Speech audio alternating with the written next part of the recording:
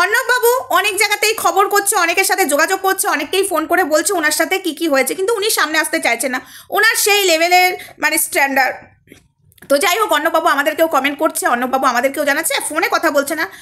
এটা বলতে পারি না আমি সব কিছু তোমাদেরকে জানাতে পারবো অর্ণববাবুর কথাবার্তা, তবে কমেন্টে তুলে দিচ্ছি, সেটা তো দেখতেই পাচ্ছ। তো সবার ফার্স্টে একটা কথা বলি, অর্ণববাবু যেখানে ধরিত্রী হালদারকে কমেন্ট করেছিল যে আমি এর মধ্যে নেই, আমাকে টানবেন না, এবং আমি সব জায়গাতে কমেন্ট করছি, কই তারা তো থামছে না। এবং এটাও বলা হয়েছে বৃষ্টির মতো চলে গেছে, আমি আমার মতো ভালো আছি, কেন আমাকে টানা হচ্ছে। তো সেই জায়গাতে আমারও প্রশ্ন, অর্ণববাবু আপনি যদি কাউকে কারোর সাথে কথা বলে নাই থাকেন, কাউকে যদি কিছু নাই বলে থাকেন, তাহলে তারা কি করে ভিডিও করছে? আর সব থেকে বড় ব্যাপার, আপনি কেন সামনে আসতে পারছেন না? প্রীতম এবং বৃষ্টি তো বুক ফুলিয়ে সবার সামনে আসতে পারছে, তাহলে আপনি কেন আসতে পারছেন না? একটা কথা আমি বলি, যারা যারা আমাকে বলছো বৃষ্টিকে সাপোর্ট করে তুমি ভুল করছো, আমি আবারও বলছি, যদি ভুল করি তো সেটা আমি শুধরেও নিতে পারবো, কিন্তু তার আগে মেয়েটা অসুস্থ। এটা নিজের বিবেকটা ভাবো, একটা মেয়ে অসুস্থ, সেই অসুস্থর জায়গা থেকে আমি বলছি, আজকে যদি আমরা মেয়েটাকে কোন ঠাসা করে দিই, কিছু যদি হয়ে যায়, তার দায় কি আমরা নিতে পারবো?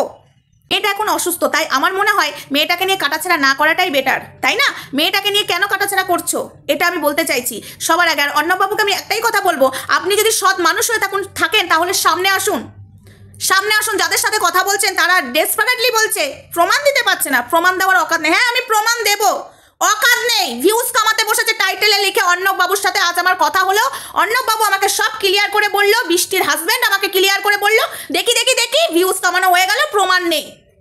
আরে ভাই, আমাদেরও একটা প্রশ্ন, প্রমাণ চাই, প্রমাণ ছাড়া কি করে? এই যে অর্ণববাবু কমেন্টটা করেছিল ধরিত্রী হালদারকে, আমি কিন্তু কমেন্টটা তুলে দিয়েছি এবং ধরিত্রী হালদারও কমেন্টটা তুলে দিয়েছে, তাহলে এদেরকে কমেন্ট করুক বা কল করুক, প্রমাণ কই প্রমাণ?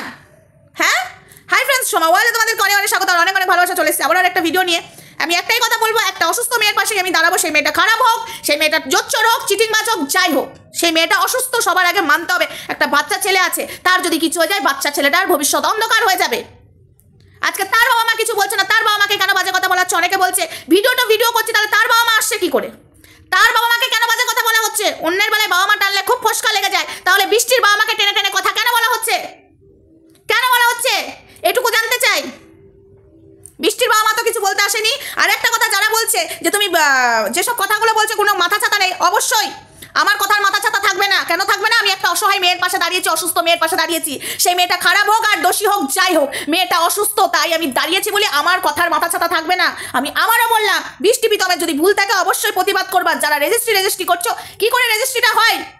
এত ঘরে বসে বসে কথা বললে হবে না, আইনের রাস্তায় আসো। তোমরা এত কথা বলছো, হ্যাঁ আমিও আছি তোমাদের সঙ্গে, আসো আইনের রাস্তায়। আজকে ছেলে মেয়েটা দুটোকে কাটাছেড়া করা হচ্ছে। আর অর্ণববাবু কোথায় গেল? অর্ণববাবু নাকি সবাইকে কথা বলছে, সবাইকে প্রমাণ দিচ্ছে, প্রমাণটা কোথায়? অর্ণববাবু এই বলেছে, অর্ণববাবু সেই বলেছে। আজকে তো আমি বলতে পারি অর্ণববাবু আমার বাড়িতে এসেছিল, বাড়িতে এসে বৃষ্টির সব প্রমাণগুলো দিয়ে গেছে, আমি কিন্তু এখন দিতে পারবো না। এটা বললে না পাবলিক জুতাবে, একটা জুতো মাটিতে পড়বে না, সবকটা গালে পড়বে। এসব কথা যদি আমি এখন বলতে বসি, এই ছেলে মেয়ে দুটোকে দিন রাত কাটাছেড়া করা হচ্ছে, দিন রাত কাটাছেড়া করা হচ্ছে। কেন?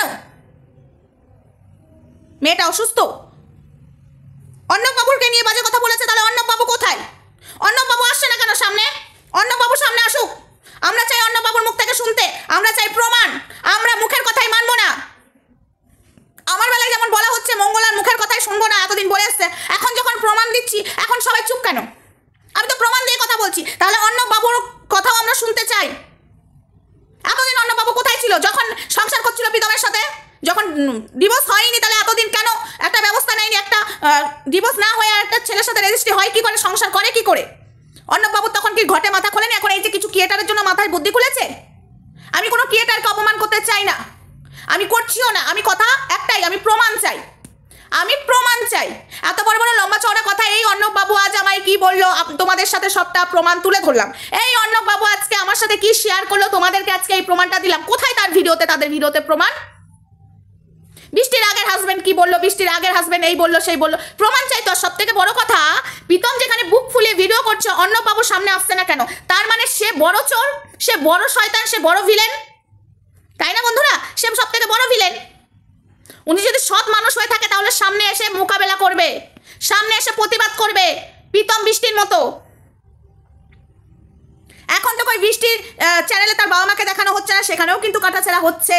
বলছে ভিডিও হচ্ছে না, পার্সোনালি অ্যাটাক হচ্ছে। আমাদের বেলায় বলা হয় না প্রমাণ কই, প্রমাণ কই? তোদের বেলায় জিজ্ঞাসা করছি প্রমাণ কই? আমি তোদেরকেই বা কন্টেন্ট বানাচ্ছি কেন তোদেরকে নিয়ে? সরি, আমি অর্ণববাবুকে বলবো। অর্ণববাবু যে যাদের সাথে যোগাযোগ করেছে, আমি চাই অর্ণববাবুর সামনে আসুক। যেমন বুক ফুলিয়ে প্রীতম বৃষ্টি রয়েছে, সেরকম অর্ণববাবু বুক ফুলিয়ে এসে বলুক, তুলে দিক তথ্যটা, তাহলেই বুঝবো যে সত্যি বৃষ্টি ওনার সাথে অন্যায় করেছে। তবে বৃষ্টির এগেন্সটে যাবার সব থেকে বড় ব্যাপার, বৃষ্টি এখন অসুস্থ। একটা মেয়ের যদি কিছু হয়ে যায় এর জন্য দায়ী কিন্তু তোমরাই নেবে, ঠিক আছে?